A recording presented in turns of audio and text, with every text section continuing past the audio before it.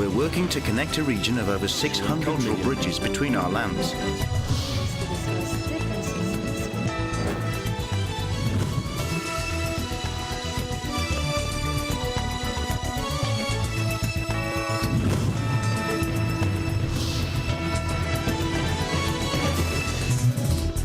Good evening, I'm Alma Angeles, and you're watching ASEAN in Focus on tonight's headlines.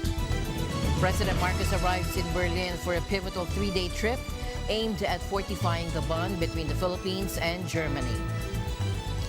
Extending a warm reception, President Marcos hosts United States Secretary of Commerce Gina Rimondo and the Presidential Trade and Investment Mission during their courtesy meeting at the President's Hall. President Biden expresses visible frustration with Prime Minister Netanyahu as tensions escalate. The Israeli Prime Minister firmly rebuffs comments made by U.S. President Joe Biden regarding Israel's stance on the Gaza conflict. Catherine, Princess of Wales, issues an apology on Monday for editing an official portrait released by the palace, prompting AFP and other agencies to retract the altered image.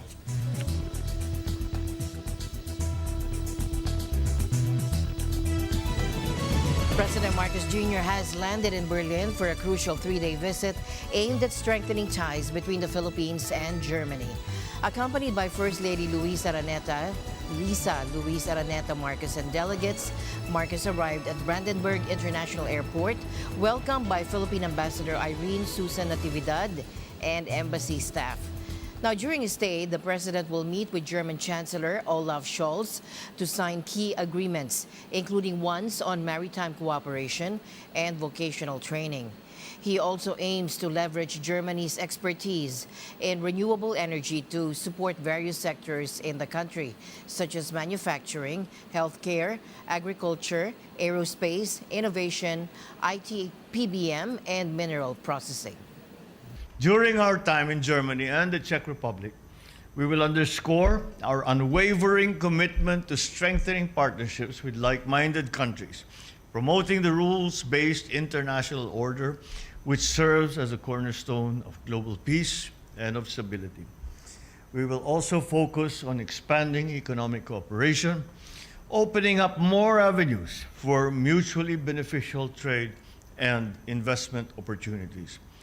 We wish to tap Germany's expertise in renewable energy to assist us in our energy transition efforts, as well as on manufacturing, healthcare, agriculture, aerospace, innovation, and startups, IT, BPM, minerals processing. In the same vein, we wish to harness the Czech Republic's expertise on agriculture, manufacturing, especially in the automotive industry, transportation, renewable energy space, and scientific instruments that they have been leading the world in terms of technology. We are eager to invite German and Czech businesses to consider the Philippines as a production hub for their products. President Marcos Jr. extends a warm welcome to United States of America Secretary of Commerce Gina Rimondo and the Presidential Trade and Investment Mission during their courtesy visit at the President's Hall on March 11. Addressing the gathering, the President emphasized the Philippines' economic resilience, maintaining robust growth and a business-friendly atmosphere for the global market. He proudly announced the country's impressive 5.6% annual GDP growth in 2023. And I am sincerely grateful to the US-based companies for their keen interest in investing and in doing business in the Philippines. In 2023, the Philippines finished strong, achieving a notable 5.6% annual growth in GDP. And I'm boasting a little bit here, but we outpaced major economies in Asia, including China, Vietnam, Malaysia. Looking ahead to 2024, we remain optimistic about achieving even faster GDP growth. Our resilience and adaptability in the face of both domestic and external challenges highlight our commitment to economic reforms, sustainable development, and proactive policymaking. Through the Build Better More program, we aim to launch 198 high-impact priority infrastructure flagship projects, totaling $148 billion US.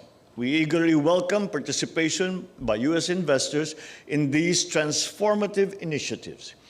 These projects span many sectors, including physical connectivity, water resources, agriculture, health, digital communications, and energy.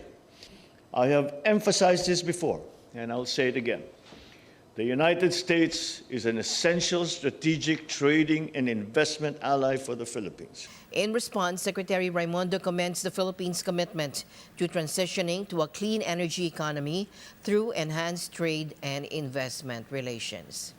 The companies that I have brought with me embody some of the best in U.S. innovation in everything from clean and renewable energy, which the President and I just spoke about, to digital transformation, information communications technology, infrastructure, to logistics.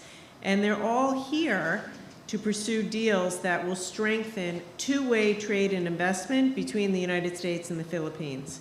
Thank you. To President Marcos and the Filipino team, I want to say thank you. Thank you for the steps you are taking to transform your economy, to make it easier to do business here, and to move forward to a clean economy and clean energy economy.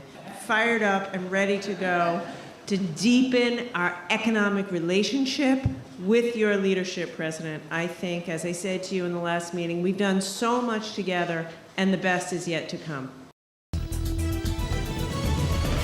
Now, according to a preliminary report, both pilots on a January 25th flight from South Sulawesi to Jakarta reportedly fell asleep for roughly 28 minutes during a journey.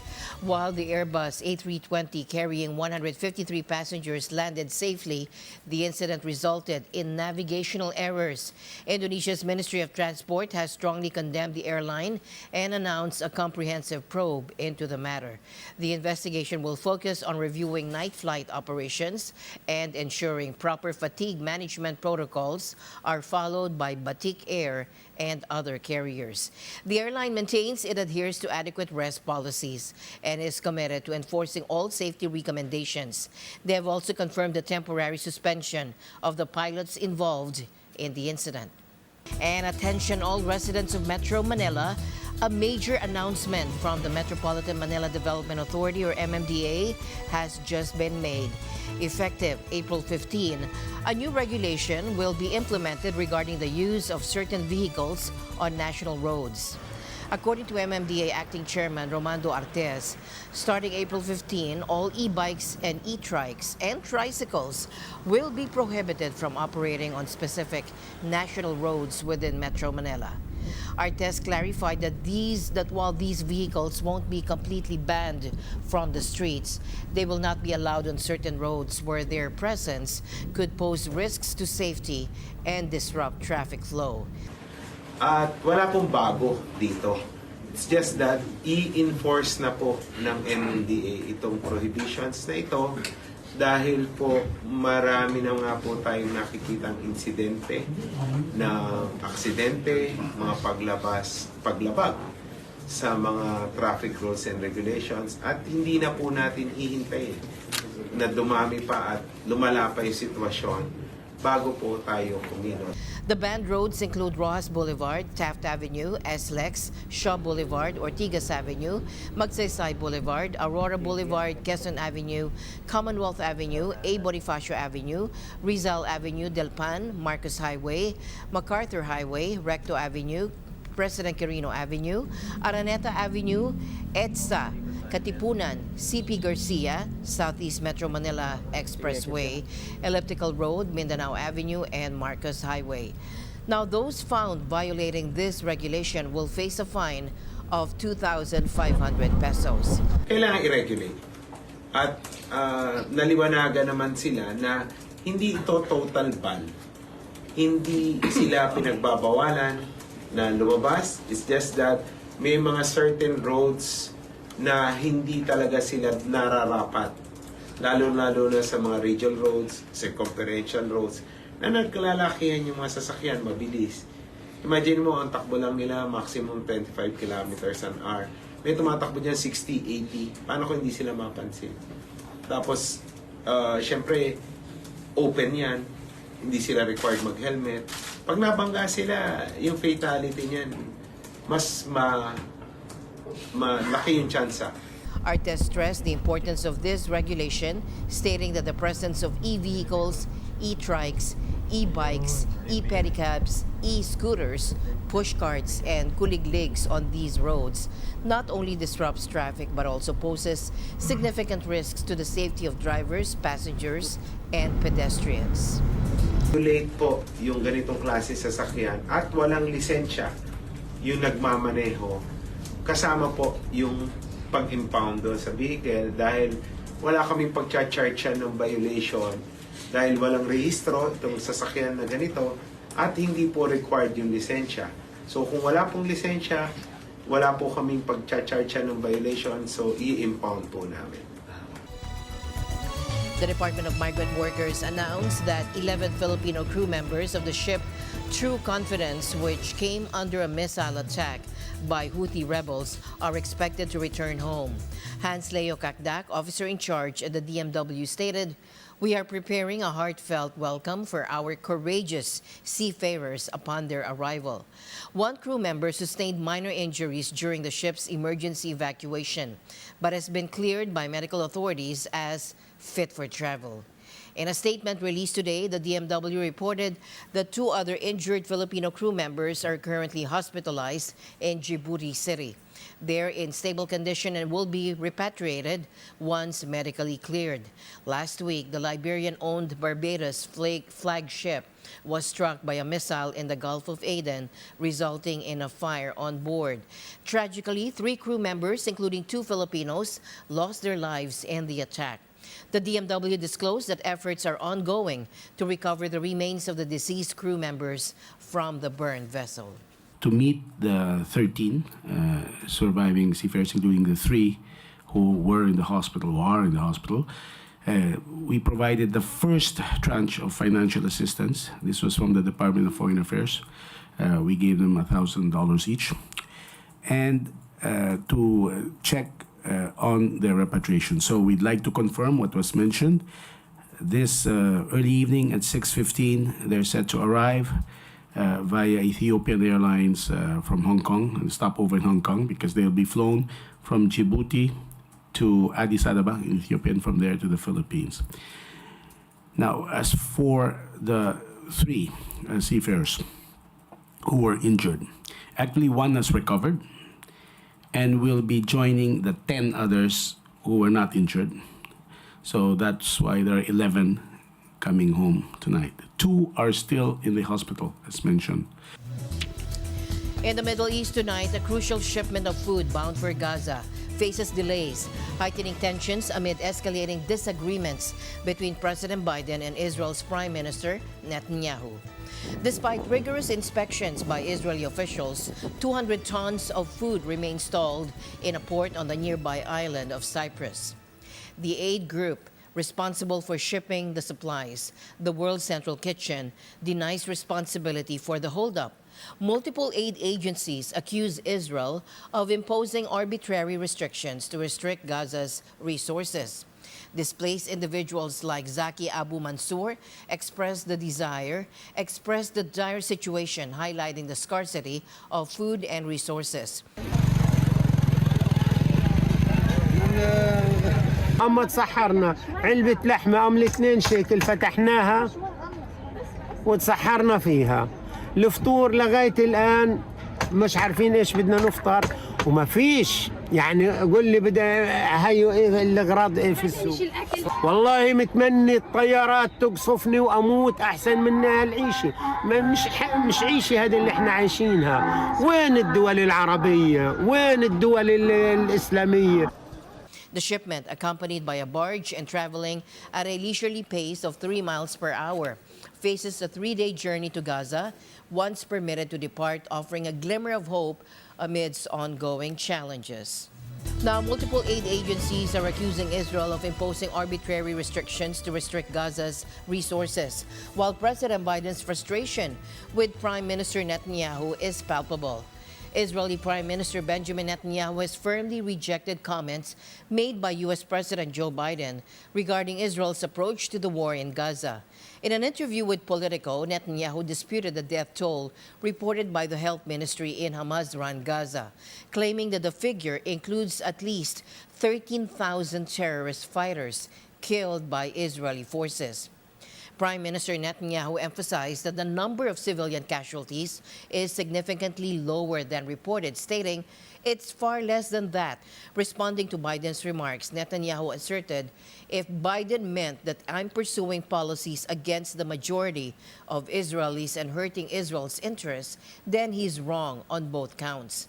These remarks from Netanyahu come after Biden expressed concern about the loss of innocent lives in Gaza as a result of Israeli actions. Biden's frustration with Netanyahu's handling of the situation has become increasingly evident, as aired in an interview with MSNBC. He's hurting Israel more than helping Israel by making the rest of the world, it's contrary to what Israel stands for. Meanwhile, Washington's Secretary of State Antony Blinken has discussed potential reforms within the Palestinian Authority, aiming to reunite it with Gaza under PA leadership. However, Netanyahu maintains that most Israelis reject the notion of a Palestinian state being forced upon them. Malaysian Prime Minister Anwar Ibrahim faced inquiries about his nation's ongoing ties with the Palestinian militant group Hamas during his visit to Germany. A staunch supporter of Israel, speaking alongside German Chancellor Olaf Scholz in Berlin, Anwar defended Malaysia's engagement with Hamas, describing it as primarily related to the group's political activities.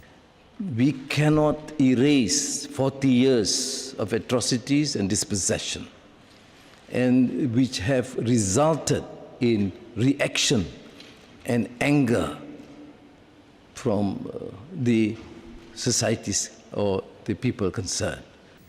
Anwar addressed questions from reporters regarding Malaysia's stance on the conflict and its relationship with Hamas. Now, our relations with Hamas is the political wing of Hamas. And I make no apologies about it. And that engagement has helped at least to bring about the concerns, including about hostages. We do not have any connection with any military outfit or wing. I've clarified this to many of my European colleagues, the United States, and many countries. But what I reject strongly is this narrative, this obsession, as if the entire problem begins and ends with the 7th of October. It did not begin with the 7th of October. Chancellor Scholz reiterated Germany's support for Israel's right to self-defense against Hamas attacks. Scholz also emphasized Germany's advocacy for increased humanitarian aid to Gaza. Mal sagen, wir wollen, dass mehr humanitäre Hilfe nach Gaza gelangt. Wir wollen, dass die Geiseln freigelassen werden, bedingungslos. Wir wollen, dass es keine unnötigen Opfer gibt, und deshalb haben wir. Despite differences, Anwar emphasized the mutual trust between Malaysia and Germany regarding the Israel-Hamas conflict and their shared commitment to promoting a two-state solution. The recent widely circulated photo of Britain's Princess Kate is sparking speculation tonight about her health, nearly 2 months after she was hospitalized for abdominal surgery. While initially appearing as a picture of happiness with the beaming princess embracing her children, closer examination revealed signs that the photo may have been manipulated. In a statement, the princess admitted to occasionally experimenting with editing and offered her apologies.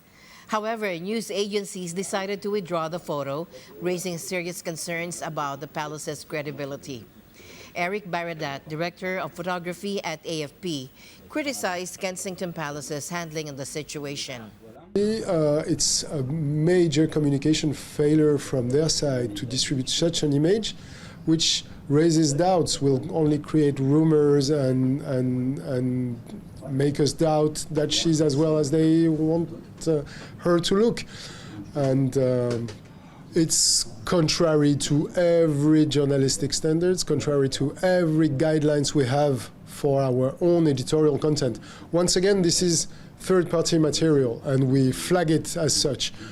But even for third party, when we know there is a manipulation, when the manipulation is clear, we cannot stand by the picture and do as if we didn't see it or didn't know it. We have a duty of transparency, we have a duty of trust towards our subscribers, towards their viewers, and we have to kill the picture.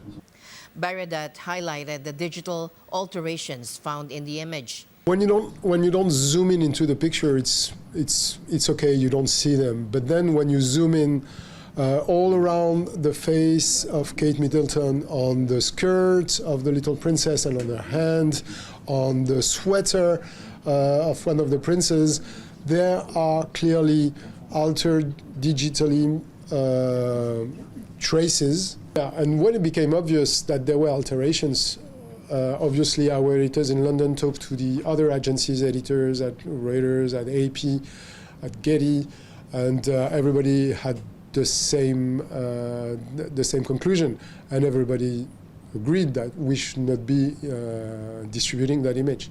It's a breach of trust with our subscribers. Yeah.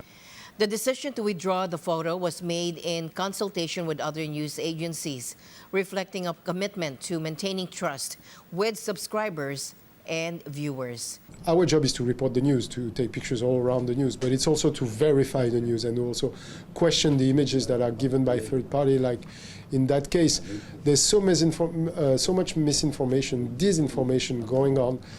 Today, images are manipulated as text is manipulated, as declarations can be manipulated, and we have to be vigilant. Our role has changed in the last few years, also to be a guarantee to people around the world that what they watch, what they look at is the truth that has been verified by journalists.